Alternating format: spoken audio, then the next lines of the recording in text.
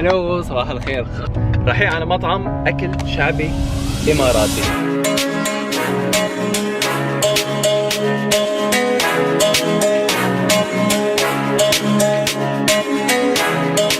وهلا نحن ندخل لجوا على المطبخ تبع المطعم لنشوف اسرار الاكل الاماراتي وهيك. ححاول احط لكم فيديوهات قد ما فيني. طبعا لازم اذا بدنا ندخل المطبخ نلبس هالشيء على راسنا او انه نحن مثل الشيف قال.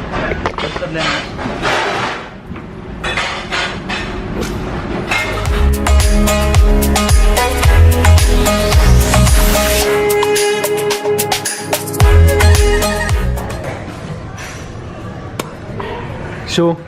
هذا العصير طعمه فنان، يعني في ليمون بس خيار، بس في بعد شيء سحري حاطينه. وصل العصير، بعد العصير وصل المقبلات، ممكن اكون حمص محمص وهالاشياء. حاجه الظاهر. شوف هذا لونه اصفر. يلا نجرب. هاد على قولهم اسمه الجشيد، فيه لحم سمك قرش. صح؟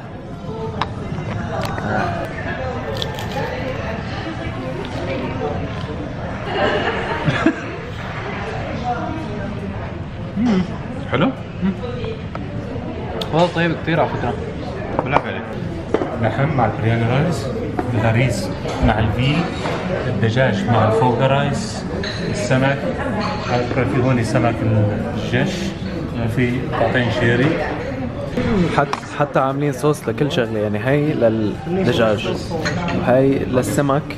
لازم اللبن للحم لان انت ما تقدر تاكل السمك ويا اي نوع من اللبن او صح.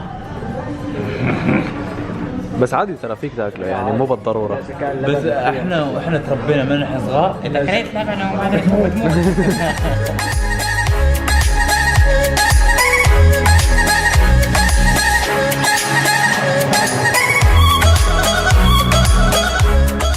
هاي عصيدة يقطين. قصدي يقطين.